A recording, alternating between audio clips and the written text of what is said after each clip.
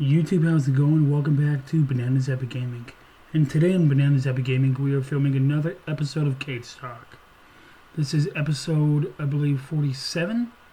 And today we're going to be reviewing Scream 5. So, spoiler alert, please go see the movie and come back, like and subscribe, and here we go. Scream 5 takes place 25 years after the events of the first movie, and we start off with high school Tara Carpenter, who's at home alone, texting a friend, Amber Freeman. The landline rings. She ignores it, and she answers it, thinking that it's her mom's boyfriend, only to be confronted by the sinister Ghostface himself, who then forces her to answer horror trivia by threatening Amber's life. Once she gets the question wrong, however, she runs to the door because Ghostface is about to kill Amber, and she is met immediately with Ghostface, like right in her face, and is slashed. She locks the door off her phone. Ghostface is messing with it, so he somehow gets in. And he calls again and says, "Do you think I managed to get in before you locked the door?" He attacks her again. The police are on the way. She called the police. And Ghostface brutally stabs her through the hand, breaks her leg, stabs her multiple times, and leaves her badly wounded. So Tara, who's played by Jenna Ortega, is the first person to survive the Scream opening attack sequence. That's something they've never done. I was for it. I love Jenna Ortega. I think she's a good actress. And we get to see more of her in this movie. Flash forward to the following day. Wes Hicks, the son of Judy Hicks, contacts Sam Carpenter, who's played by Melissa Barrera, and is basically just says, "Hey, your sister was attacked last night. She's in the hospital."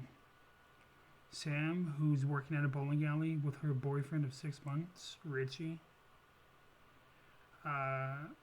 basically make the decision to return, and Richie decides to go with her to Woodsboro.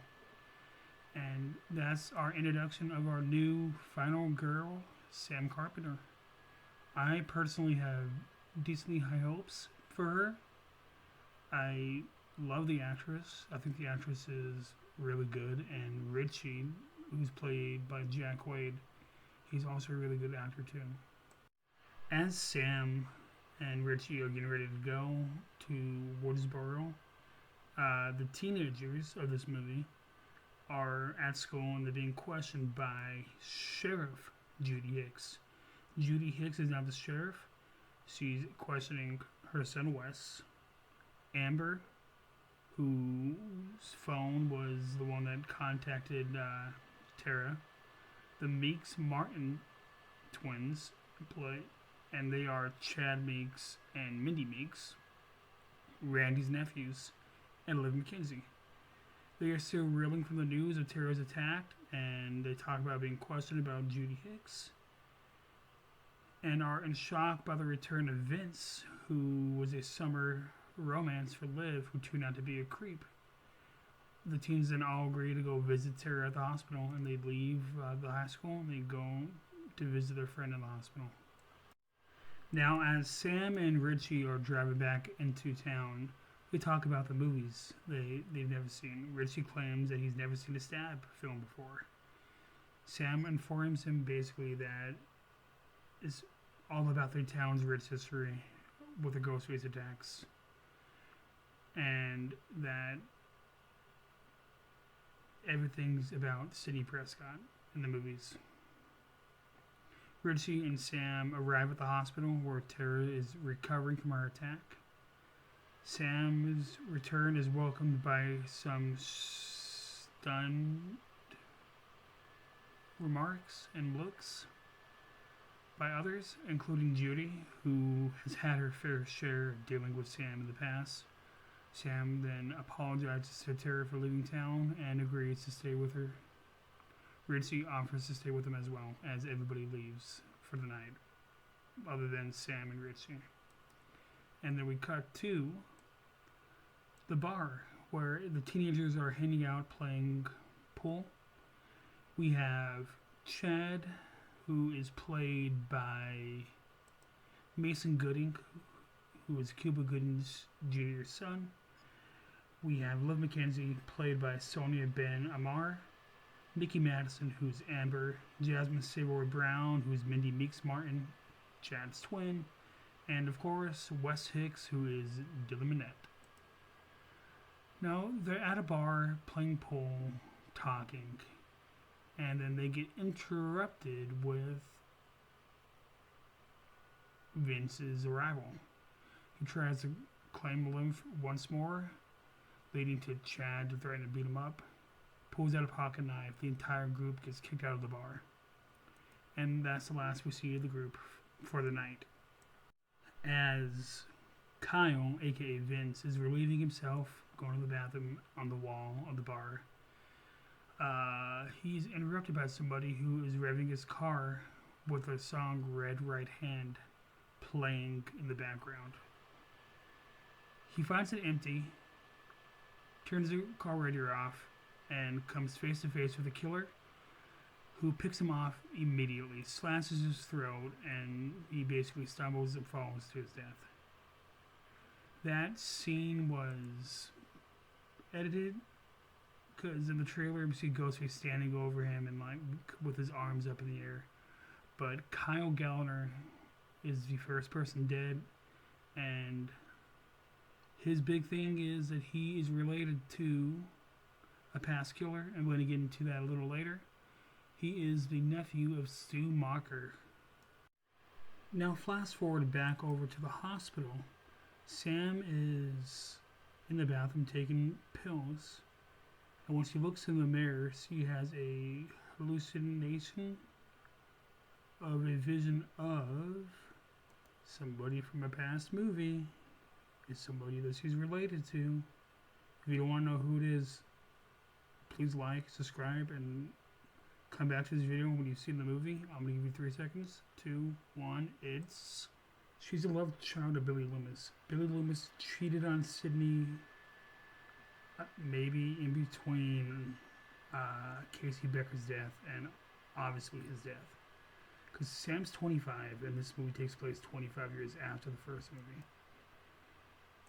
So the killer knows this and is going to be using this to taunt Sam, because Sam doesn't tell anybody. We learn this out when Sam's phone rings and Ghostface says, "I know your little secret. I know your little secret."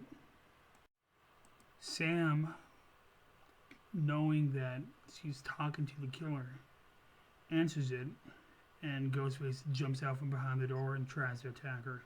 Sam is able to escape, and Judy Hicks and her deputy are outside, and she tells them that she was attacked in the bathroom.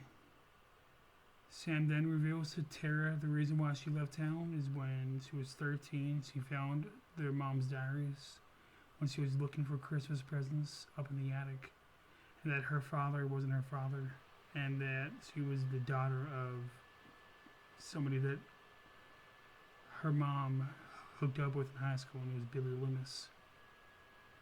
After finding out this information, she demanded answers from her mom, unaware that her father was listening, and in the result of that, he left them all. Tara gets angry at Sam and tells Sam to get out now. As a private floor is arranged for her sister, Sam tells Ritchie they need an expert, so they go to visit good old Dewey Riley, everybody's favorite cop. Now, Dewey's in bad shape when we first see him. He has been in bad shape ever since splitting up from Gail. He watches her TV show every morning. And upon Sam and Ritchie's arrival, he was drinking a cup of coffee, watching her TV show. Dewey retired from the police force he was asked to. He stepped down, and Judy stepped up. After learning that Sam is the daughter of Billy Loomis, he gives him 2 minutes. He explains the rules to surviving a stab film. Rule number 1, never trust a love interest. Rule number 2, the killer's motive is always connected to something in the past. And number 3, the first victim, always has a friend group that the killer is a part of. So they immediately go to Tara's friends. Before they do that, they ask Dewey for help. Dewey declines, and they leave. Now, Dewey calls Sydney, who lives a long way away from Woodsboro. He gives Sydney the news that it's happening again, but this time it feels different.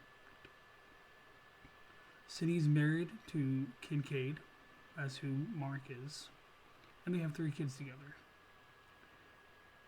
After being informed of the attacks, he warns and pleads Sydney to stay away. He asks, "Do you have a gun?" And she says, "I'm Sydney effing Prescott. Of course I have a gun." He then sends a text message to Gail to inform her too that the killer's back. Dewey has a change of heart, whips out his old sheriff's gun, and joins the teenagers at the Meeks Martin house, where the teens have all gathered. That they learn that they are the niece and nephew of Randy, everybody's favorite movie geek from the first 2 movies. And the mother, Martha Meeks, is just as awkward as ever. Dewey introduces everybody to Stab of the history of Stab, Billy and Stu. And they attempt to find the connection between the killer and Sam. Mindy, Randy's niece, who has the same traits as her uncle, concludes that the killer is attempting to create a requel. It's a reboot/sequel to Stab 8. And Stab 8 is listed as the worst one, had poor reviews, and they actually got a cameo from Dead Meat to review the movie in the movie, which was nice. They realize the killer is probably a Stab fan who's using Sam and Tara to make a movie, and they're going to be using Tara's friends and Tara as the new generation. Using Sam's connection to Billy is a way to introduce and bring in the legacy characters, which are Sydney, Dewey, and Gail, into the story. So that way it's not a complete reboot.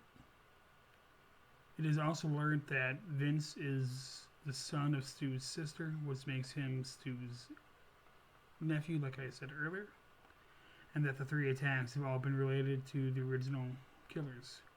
Sam gets angry after people accuse her of being the killer. She flees. As she drives, she has another hallucination of her father, Billy, and barely avoids an oncoming car wreck.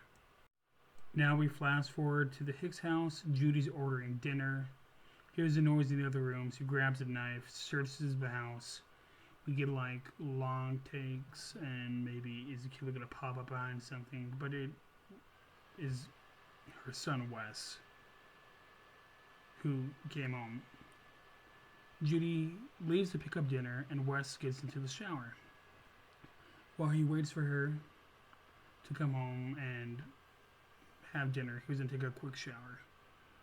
Judy then gets a call from the killer, who reveals that he's watching Wes, and he's going to kill Judy's baby. Judy pleads to the killer, turns around, and races home in an attempt to save Wes, and she's tracking the killer's call. When Judy returns home and she runs up to save Wes, she is immediately met with a stab to the stomach.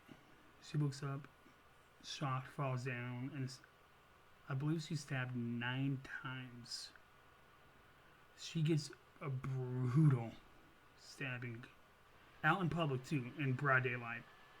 It's like one of the first kills in Scream that happened in broad daylight out in public, and nobody saw or did anything because it was outside of her house on her front porch. Wes gets out of the shower and he starts walking around getting everything ready for dinner. He hears the front door open, but he goes to find it ajar. He closes the door and he then turns around and is met face to face with the killer. Killer lunges at him. He attempts to fight back. However, the killer gets the upper hand and stabs him through the throat, killing him too. So Wes, the character that is named after Wes Craven, he dies by a throat stab. And it looked pretty brutal. I'll give him that. And back to the dead meat thing. While the Richie's watching the dead meat review on Stab 8, we learn in the right-hand corner that there's an interview with the Woodsboro 2011 massacre survivor, Kirby Reed. So Kirby's alive. Nice to have that confirmation. If Hayden decides to come back to acting and do another Scream movie, I can see her maybe doing grief counseling to help like past victims of like serial killers or anything. So you can be like a grief counselor if they go the college route for the next movie. Now back to where we were. So as the police start investigating, Dewey and Samantha arrive and they learn the fates of Wes and Judy. A news van pulls up. It is revealed that Gail, who is somewhat happy to reunite with Dewey, however angry that he sent the text about the killer. Oh, through text. Dewey says that he sees the camera crew and that he knows that she was live. And basically that he couldn't hack it in New York. And that he felt like basically a failure. And Dewey basically just feels like he's worthless at this point because he doesn't know what to do. So the two reunite. Gail informs him that she doesn't write anymore and that he's not worthless, that he is a hero. Samantha then spots Deputy Vision on the crime scene, despite the fact that he should be watching Tara in the hospital. Realizing that her sister is in danger, Sam rushes to her car to get to the hospital. Dewey joins her and they drive off and race to the hospital. Now inside the hospital, Tara is watching Dawson's Creek and hears a noise in the hallway. She calls out for someone, but then no one responds. She decides to run for it. She fights through the pain and gets the wheelchair and starts to leave. The lights are cut off. She hides in a closet. She finds the policeman that was guarding her because Vision left dead on the floor. She hides in the closet, starts to dial 911, and then Richie comes out of the blue and jump scares her. Richie finds her hiding and reveals that Sam called him here. He tries to help Tara, but Ghostface jumps out behind him and slices his arm up, just like Derek in Scream 2. As Ghostface slices his arm and knocks him out, Tara starts to will herself to the elevator, but Ghostface activates his voice changer and calls Sam, forcing her to choose between Richie or Tara. Sam begs the killer not to do this, and then reveals that she's just buying time as the elevator door slings open, and Dewey shoots the killer, who runs off. Sam helps Tara, and Dewey helps Richie. However, Ghostface strikes again, but Dewey shoots him 5 more times, knocking him unconscious, claiming not today. Now, here is where it gets sad. Tara, Sam, and Richie get into the elevator, and Dewey realizes that the killer's still alive, and that you need to shoot them in the head. He remembers what Sidney said in Scream 3, shoot him in the head. Because Sidney was screaming that, just shoot him in the head. and he tells him to go, and he's going to finish this. Emptying out his gun, leaving in one bullet as he prepares to kill Ghostface. He gets right up to Ghostface, and his phone rings, and it distracts him. Ghostface jumps up, stabs him, claiming today. He grabs another knife and stabs Dewey in the back and slices him open on both sides. As Dewey dies, Ghostface says it's an honor. Ghostface rips the knives out and Dewey falls to the ground and dies. As we see who was calling him, it was Gail. Gail arrives at the hospital and sees Dewey being wheeled out. She screams out in pain, and she's heartbroken that Dewey's gone. Sydney then arrives after learning about that Dewey passed away. And she also learns that the killer is also after Billy's daughter. Now, cut over to Tara, who's in a new hospital room and is somewhat happy that she's been attacked because now she can have higher painkillers. Sam decides that they need to get the hell out of this town. As they leave, Sydney says that she knows that she's Billy's daughter and asks Sam for help. Sydney informs that this is Sam's life now, and Ghostface is going to keep coming after you unless they kill him. But Sydney won't sleep until he's in the ground, because she has 3 kids. Sam declines, Sydney lets her go, revealing to Gail that she put a tracker on Richie's car so they can follow them. As Richie, Sam, and Tara are about to leave town, Tara comes to realize that she doesn't have her inhaler because she's an asthmatic, which she desperately needs. And then remembers she left one at Amber's house, which is on the way out of town. With much no we're not going from Richie, they agree to all go there. Not knowing that Amber's address is 261 Turner Lane. And if you're a fan of the movie, you know what that address means. That is the house of Stu Macher. Flash over to the party. They're having a party for Wes, who died earlier in the movie. And it's basically just Scream 1's party, but they're having it for Wes. Because this movie is hashtag for Wes. Not Wes the character, Wes Craven. Because Wes the character is named after Wes Craven, like I've stated before. Amber goes down to the basement alone and is cornered by Mindy, who then reveals that it was a mistake as now she's vulnerable to a killer. While upstairs, Liv reveals to Chad that she's finally ready to sleep with him. Chad politely declines because he's fearful that she could be one of the killers or a killer. Liv leaves frustrated, but then texts Chad to come make it up to her, giving him a link so he can track her phone. Chad makes his way outside with a weapon because his sister says take a weapon, it could be a trap. As he tries to find Liv, realizing this could very well easily be a trap, Chad makes a run for it. But Ghostface tracks him down, and Ghostface stabs him in the leg, and Chad fights off the killer and runs, but then realizes the killer can still follow him because of the tracker on the phone. So he throws the phone into the woods and makes a run for it, but the killer barges out of his shed behind him and stabs him. However, he is interrupted by the arrival of Sam, Richie, and Tara, so the killer leaves Chad for dead. Do we know he dies? I don't know. Amber calls out the party and everybody leaves but the people that need to be there. After the trio walk inside. But back in the living room, Liv returns and Mindy's suspicious because Chad went looking for her and the two argue. Liv threatens Mindy before leaving the room once more.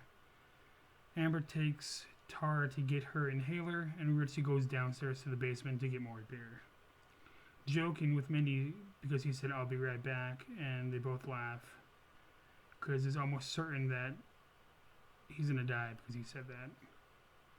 Gail and Sydney are following the tracker and are both stunned when they realize that they'll be returning to Stu's old house. Back in the house when Mindy is watching Stab, she's at the scene where Randy's saying, turn around, he's right behind you, right behind you.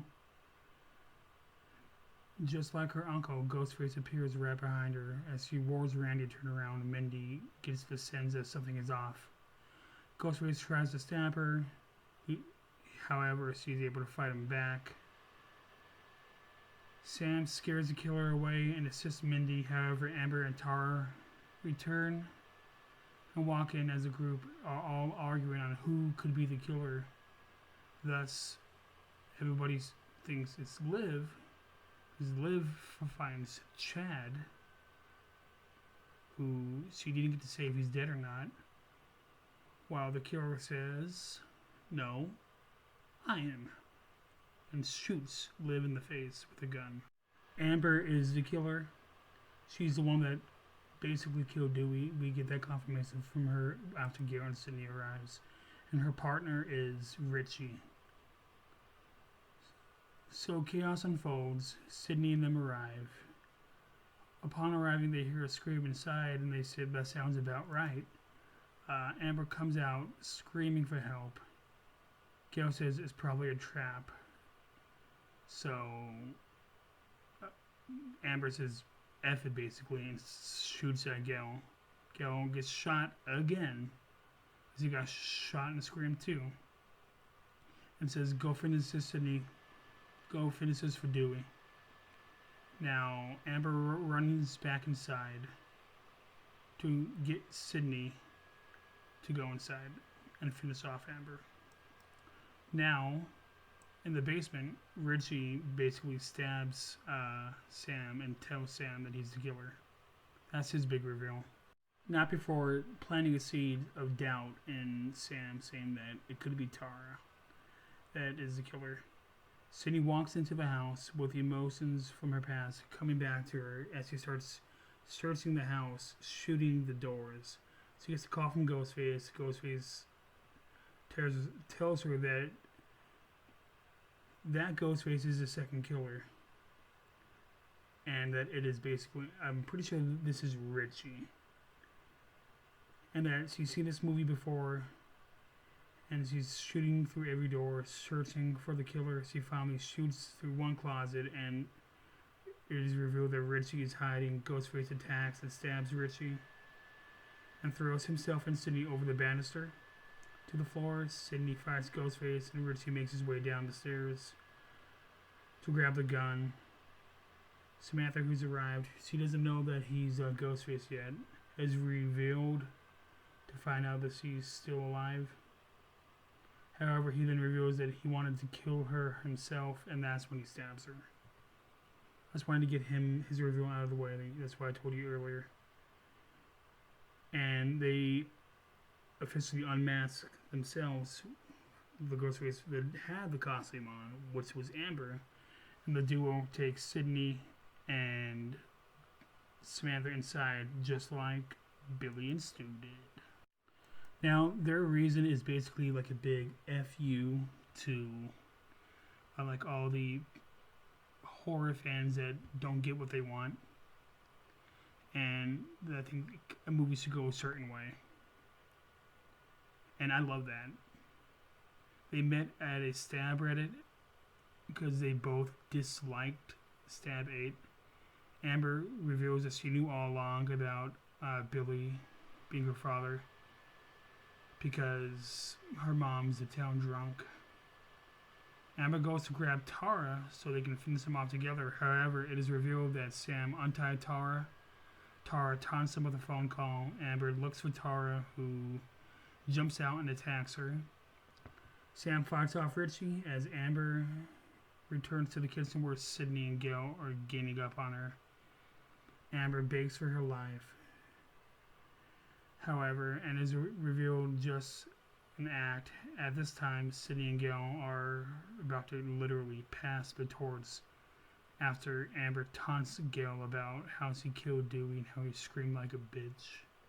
Sorry for my language. Sydney turns the stove on and Ammar gets hit with alcohol. And Sydney gives Gail the gun and says, You can do the honors. Gail shoots Amber. I think, if I remember it's correct, it was like 3 or 4 times. And Amber falls onto the stove, and the stove is set on a flame, and Amber burns to death. Now, in the hall, Sam is fighting Richie. Now, while this fight is going on, Richie reveals that he knew all along about her secret and everything about her, and that Dewey was right, that you should never trust a love interest. Sam has another hallucination in the mirror of her dad, Billy, and tells Richie that you should never mess with the daughter of a serial killer. She stabs him over and over and over again, and Richie asks, "What about my ending?" She gives him his ending by slitting his throat, killing him. Sidney comes and warns that the killer, they always come back. So Sam shoots him 3 times, killing him. But they forgot about Amber. Amber comes running from the kitchen to kill them, but she's immediately shot in the head by Tara, finally killing her, with Tara saying that she still prefers the Babadook. Outside, Tara is being attended to by the EMTs. Mindy, who is still alive, is being wheeled into the ambulance, and as she passes the ambulance, we see her give a thumbs up, and somehow her brother survived. So both of the Meeks survived in this one. So we had 4 people survive in this one, and we had 4 people survive in the original Scream too. Sam thanks Gail for all the help, and thanks Sydney before leaving with Tara, and asks if she's going to be okay. And she says, "Yeah, you will, over time." Gail and Sydney mourn Dewey, and Gail states that she won't be writing about these killers, that they can die in anonymity. But instead, she's going to write a touching tribute about Dewey and the type of man that he was. As reporters disown the murders, the movie comes to a close, and we get a flash of Ghostface on the screen, maybe teasing another one. Now my thoughts on this movie. Scream, Scream 5, Scream 2022, in my mind, is the best sequel since the original. It's like right up there with part 2, but it's my number 2 out of the entire series. I loved almost everything about it. They did Wes proud. This is the first one without Wes Craven, and they did him proud. Yes, some people are going to be upset that they killed off Dewey, but it had to have happened sooner or later, in my mind. I believe that this series is in good hands. And we have Melissa Barrera, we have Jenna Ortega, we have Jasmin, and we have Mason. Hopefully for the next movie, I think that they will do a really good job carrying this legacy of this franchise that we all love and hold so dear and close to our hearts.